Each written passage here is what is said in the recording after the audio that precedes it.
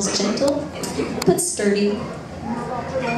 I did not always know this. I learned this in the Vagina workshop. I learned this from a woman who runs the Vagina workshop, a woman who believes in vaginas, who really sees vaginas, who helps other women see their own vaginas by seeing other women's vaginas. In the first session, the woman who runs the Vagina workshop asked us to draw a picture of our own beautiful, unique, fabulous vagina. That's what she called it. She wanted to know what it looked like to us. One pregnant woman drew a big red mouth, screaming with coins spilling out.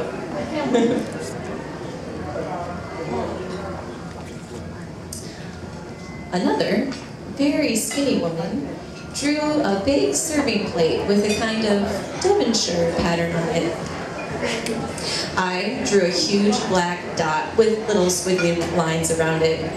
The black dot was equal to a black hole in space, and the squiggly lines were meant to be people or things or even just your basic atoms that got lost there.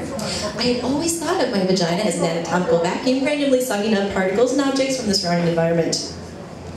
I did not think of my vagina in practical or biological terms. I did not, for example, see it as something attached to me. In the workshop, we were asked to look at our vaginas with hand mirrors. Then, after careful examination, we were to verbally report to the group what we saw. I must tell you that up until this point, everything I'd heard about my vagina was something I didn't really know. It was based on hearsay or invention. I had never really seen the thing. It had never really occurred to me to look at it. My vagina existed for me on some kind of abstract plane. It seemed so awkward looking at it, and it reminded me of how the early astronomers must have felt with their primitive telescopes. I found it quite unsettling at first, my vagina. Like the first time you see a fish cut open, you discover this whole bloody, complex world inside, right under the skin.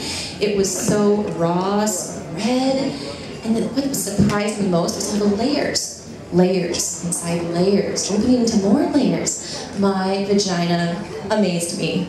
I couldn't speak when it came to my turn in the workshop. I was speechless. I had awakened to what the women who ran the workshop called vagina wonder. I wanted to lay there on my blue mat, my legs spread, examining my vagina forever. It was better than the Grand Canyon. Ancient and full of grace. It had the innocence and freshness of a proper English garden. It was funny, very funny. It made me laugh. It could hide and seek, open and close.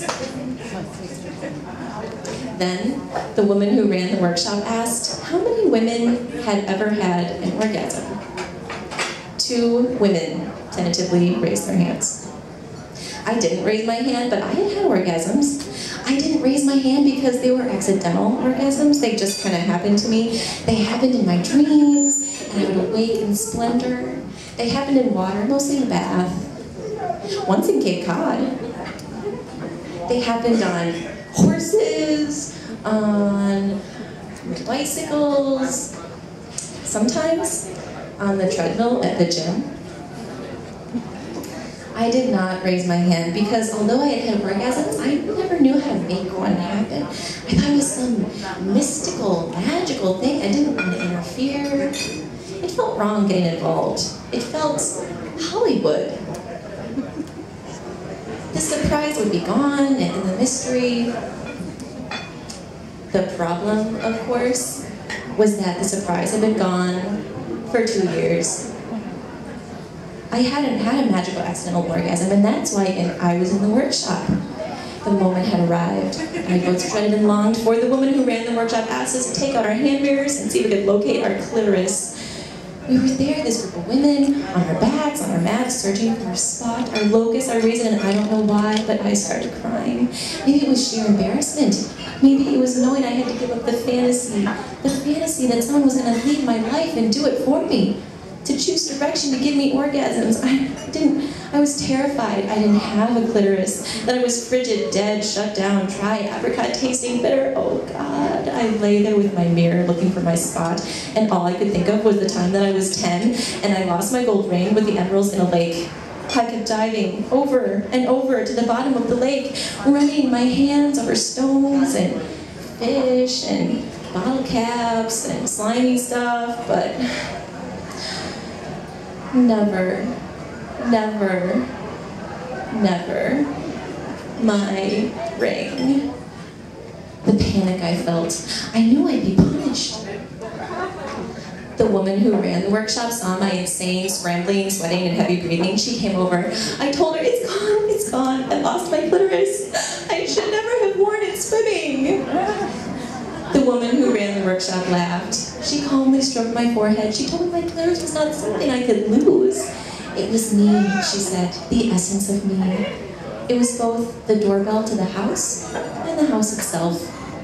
I didn't have to find it. I had to be it. Be it.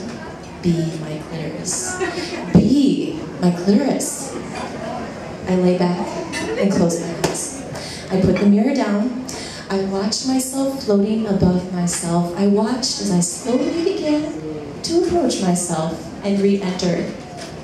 I felt like an astronaut re-entering the surface of the earth. It was very quiet, this re-entry. I bounced and landed, bounced and landed. I came into my muscle and blood and cells, and I slid into my vagina. It was easy and warm and pulsing, and I fit, and then without looking, my eyes still closed, I put my finger on what had suddenly become me. It was quivering at first, and then a quake and eruption, the layers dividing and subdividing, it broke open into an ancient horizon of light and silence, opened onto a music of plain and innocence and longing, and I felt connection as I lay thrashing around on my beautiful blue mat. My vagina is a shell, a tulip, and a destiny. I am arriving as I am beginning to leave. My vagina, me.